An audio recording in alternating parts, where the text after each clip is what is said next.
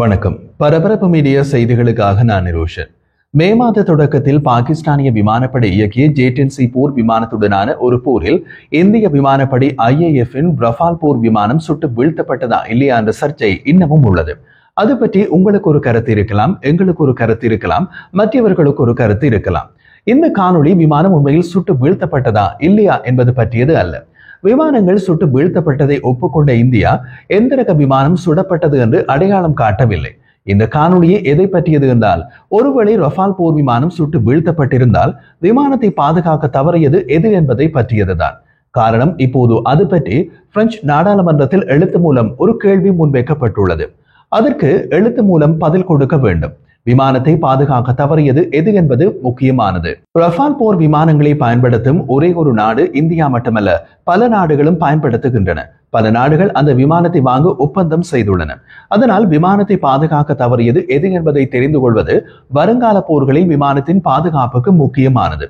Rafael போர் விமானம் சுட்டு வீழ்த்தப்பட்டிருந்தால் அந்த விமானத்தை பாதுகாக்க தவறியது விமானத்தில் உள்ள ஸ்பெக்ட்ரா மின்னணு போர் EW அமைப்பின் திறன் பற்றிய சந்தேகமே முதலில் எழும். அதனால் ரஃபால் போர் விமானத்தின் ஸ்பெக்ட்ரா அமைப்பின் நம்பகத்தன்மை இப்போது ஆய்வுக்குட்பட்டு உள்ளது.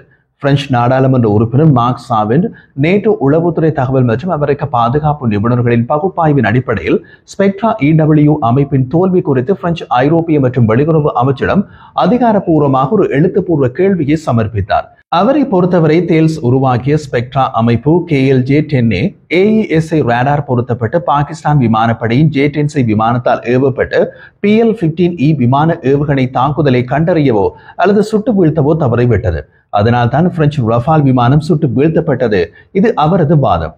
அவரது எழுத்து மூல கேள்வியில் இந்த போர் ஒரு பெரிய தந்திரோபாய கேள்வியை எழுப்புகிறது. ஸ்பெக்ட்ரா எலக்ட்ரானிக் போர் அமைப்பு இடைமறைப்புக்கான குறைந்த நிகழ்தகவு கொண்ட புதிய ரேடார் ஸ்பெக்ட்ரமில் இயங்கும் தாக்குதல்களை கண்டறியவோ அல்லது சுட்டு வீழ்த்தவோ தவறிவிட்டதாக தெரிகிறது என்று குறிப்பிட்டுள்ளார். இந்திய மற்றும் பாகிஸ்தான் போர் விமானங்களுக்கு இடையே 87 மணி நேரம் நீடித்த உயர் தீவிர விமான போரில் குறைந்தது ஒரு ரஃபால் ஜெட் விமானம் சுட்டு வீழ்த்தப்பட்டதாக சர்வதேச ஊடகங்களில் பரவலாக கூறப்படுகிறது. இது பிரெஞ்சு விமானப்படை மற்றும் உலகெங்கிலும் உள்ள பல்வேறு விமானப்படைகளுடன் சேவையில் நுழைந்ததிலிருந்து ரஃபால் போர் விமானம் தொலைந்து போன முதல் போர் சம்பவமாக இருக்கலாம். ரஃபால் போர் விமானத்தின் இழப்பு குறித்த தகவல் ஒரு மூத்த பிரெஞ்சு உளவுத்துறை அதிகாரியால் உறுதிப்படுத்தப்பட்டதாக CNN-இன் அறிக்கை கூறுகிறது. ஆனால் இந்திய பாதுகாப்பு அமைச்சு தொலைந்து போன விமானத்தின் வகையை உறுதிப்படுத்த இன்னமும் மறுத்துவிட்டது. சமீபத்தில் சிங்கப்பூரில் ப்ளூம்பர்க்கு அளித்த பிரத்யேக நேர்காணலில் இந்தியாவின் பாதுகாப்பு தளபதி CDS ஜெனரல் அனில் சௌகான் மோதலில் இந்தியா போர் விமானங்களை இழந்ததை முதல் தடவையாக உறுதிப்படுத்தினார். சம்பந்தப்பட்ட விமானங்களின் எண்ணிக்கையை அவர் குறிப்பிடவில்லை என்றாலும் சௌகான் விமானங்கள் சுட்டு வீழ்த்தப்பட்டதா என்பது பிரச்சனை அல்ல, அது ஏன் நடந்தது என்பதுதான் பிரச்சனை என்றார்.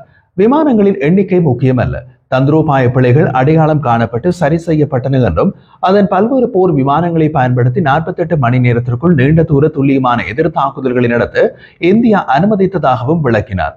கடந்த மாத தொடக்கத்தில் பாகிஸ்தான் இந்தியா மோதலில் 6 இந்திய விமானப்படை போர் விமானங்கள் சுட்டு வீழ்த்தப்பட்டதாக பாகிஸ்தான் பிரதமர் ஷெஹ்பாஸ் ஷெரீப் கூறியதை அவரது அறிக்கை உறுதிப்படுத்தியது.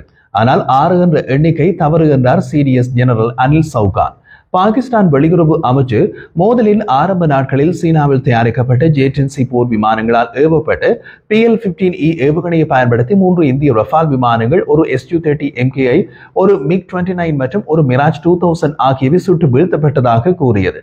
சீனாவின் சிங்டு விமான கழகத்தால் உருவாக்கப்பட்ட ஜே-10C இப்போது பாகிஸ்தானின் நவீன வான்போர் படையின் முக்கிய அம்சமாக உள்ளது.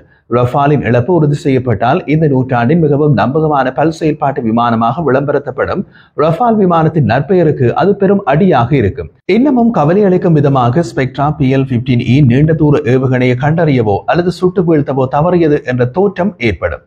ஸ்பெக்ட்ரா அல்லது ஆங்கில எழுத்துக்களான SPECTRA என்பதன் விரிவாக்கத்தின் தமிழாக்கம் ரஃபால் விமானத்திற்கான அச்சுறுத்தல்களை எதிர்கொள்வதற்கான சுய பாதுகாப்பு உபகரணங்கள். இப்போது அதிகரித்து வரும் சிக்கலான மின்காந்த போர் சூழலில் குறிப்பாக இடைமறைப்பு LPA ரேடர்களின் நவீன குறைந்த நிகழ்தகவுக்கு எதிராக ஸ்பெக்ட்ரா அமைப்பின் செயல்திறன் குறித்து கேள்விகளை எழுப்புகிறது. சீனாவில் தயாரிக்கப்பட்ட PL-15 ஏவுகணையின் ஏற்றுமதி பதிப்பான PL-15E 145 கிலோமீட்டருக்கும் அதிகமான தாக்குதல் வரம்பை வைத்திருக்கிறது. AESA ரேடார் வழிகாட்டுதல் இணைப்பை பயன்படுத்துகிறது.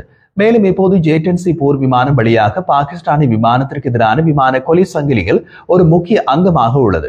மறுபக்கத்தில் ரஃபால் விமானத்தின் அடுத்த பதிப்பு இப்போது தயாராகிறது. 2026-2027 ஆண்டில் முழு வளர்ச்சி கட்டத்தில் நுழையும் என்று எதிர்பார்க்கப்படும் ரஃபால் F5 பதிப்பு நவீன LPI மின்காந்த நிறமாலையில் அச்சுறுத்தல்களை எதிர்கொள்ளும் திறன் கொண்டு ஸ்பெக்ட்ராயின் புதிய பதிப்பை கொண்டிருக்குமா என்றும் பிரெஞ்சு நாடாளுமன்ற உறுப்பினர் சாவென் தமது கடிதத்தில் கேட்டுள்ளார். ரஃபால் F5 பதிப்பு மேம்படுத்தல் தொகுப்பில் 2060 ஆண்டு வரை ரஃபாலின் ஆயுள் காலத்தை பராமரிக்க ஆளற்ற விமானங்களுடன் கூட்டு சேர்த்தல், புதிய தலைமுறை ஆயுதங்களை ஒருங்கிணைத்தல், அத்துடன் கன்ஃபார்மல் எரிபொருள் டேங்கர்கள் மற்றும் குறைக்கப்பட்ட ரேடார் குறுக்குவெட்டு மூலம் அதிகரித்த ஸ்டெல் தொழில்நுட்ப திறன்கள் ஆகியவை அடங்கும். இந்தோ பசிபிக் பிராந்தியத்தில் வான் பாதுகாப்பு அச்சுறுத்தல்களை எதிர்கொள்ள சீடெட் பணிகளுக்காக அமெரிக்க கடற்படையின் EA-18G விமானத்தை போன்ற ரஃபாலின் சிறப்பு மின்னணு போர் மாறுபாட்டை உருவாக்குவதை பிரான்ஸ் பரிசீலிக்க வேண்டும் என்று இப்போது கூறப்படுகிறது. J-20 போன்ற சீன 5ஆம் தலைமுறை விமானங்கள் மற்றும் சீன J-35A விமானத்தின் வருகை இந்த திட்டம் அவசரமாகிறது. சீனாவின் 5வது தலைமுறை ஸ்டெல் விமானங்களின் விரைவான அச்சுறுத்தல் மற்றும் பாகிஸ்தானுக்கும் பெய்ஜிங்குக்கும் இடையிலான அதிகரித்த பாதுகாப்பு அமைப்புகளின் ஒத்துழைப்பு ஆகியவை தெற்காசியாவிலும் அதற்கு அப்பாலும் வான் சக்தியின் சமநிலையை மாற்றியுள்ளன. ஸ்பெக்ட்ரா, தேல்ஸ் மற்றும் MBDA ஆகிய ஐரோப்பிய நிறுவனங்களால் உருவாக்கப்பட்ட முன்னர் உலகின் மிகவும் மேம்பட்ட பாதுகாப்பு அமைப்புகளில் ஒன்றாக கருதப்பட்டது. அகச்சிவப்பு, மின்காந்த மற்றும் லேசர் நிறமாலைகள் உட்பட நீண்ட தூர அச்சுறுத்தல்களை கண்டறிந்து அடையாளம் காணும் திறன் கொண்டது. இந்த அமைப்பில் ரேடார் டிடெக்டர்கள், ஏவுகணை மற்றும் லேசர் சென்சார்கள், கட்டம் கட்டப்பட்ட வரிசை ஜாமர்கள் மற்றும் பல டொமைன் போரில் முழு 360 டிகிரி பாதுகாப்புக்கான ஒரு டிகோய் வெளியீட்டு அமைப்பு ஆகியவை அடங்கும். இதன் முக்கிய கூறு தரவு மேலாண்மை மற்றும் மறுமொழி அலகு, அதாவது சிக்னல்களை மாற்றி எங்கிருந்து வருகிறது என்பதை விமானிக்கு காட்ட வேண்டும். இந்திய ரஃபால் விமானம் வீழ்த்தப்பட்டிருந்தால் ரஃபால் விமானத்தில் உள்ள ஸ்பெக்ட்ரா இந்த தரவை அந்த விமானத்தை செலுத்திய விமானிக்கு கொடுக்கவில்லை. ஸ்பெக்ட்ரா விமானிகள் நிகழ்நேரத்தில் அச்சுறுத்தல் தகவல்களை பெறவும் சூழ்நிலை விழிப்புணர்வை இழக்காமல் விரைவாக செயல்படவும் அனுமதிக்க வேண்டும். அதை சரியாக செய்ததா என்பது தெரியவில்லை. இருப்பினும் PL-15A போன்று ரேடார் வழிகாட்டப்பட்ட ஏவுகணை கண்டறிய இந்த அமைப்பின் தோல்வி ரஃபால் போர் விமானங்களை வாங்குவதற்கு பல பில்லியன் டாலர் ஒப்பந்தங்களில் கையெழுத்திட்டு கிரீஸ், எகிப்து மற்றும் ஐக்கிய அரபு அமீரகம் ஆகிய நாடுகளில் உள்ள ராணுவ ஆய்வாளர்கள் மற்றும் வாங்குபவர் நாடுகளிடையே எச்சரிக்கை எழுப்பியுள்ளது. கூட்டு பயிற்சி மற்றும் உளவுத்துறை பகிர்வு மூலம் சீன மற்றும் பாகிஸ்தான் போர் விமானங்களுக்கு இடையே அதிகரித்து வரும் ஒத்துழைப்பு, அத்துடன் நெட்வொர்க் அடிப்படையிலான கூட்டு கோட்பாட்டின் வளர்ச்சி ஆகியவற்றுடன் ஸ்பெக்ட்ரா போன்ற மேற்கத்திய மின்னணு போர் அமைப்புகளின் பாதிப்பு பிராந்திய வான் சக்தி சமநிலையை சீர்குலைக்க கூடும்.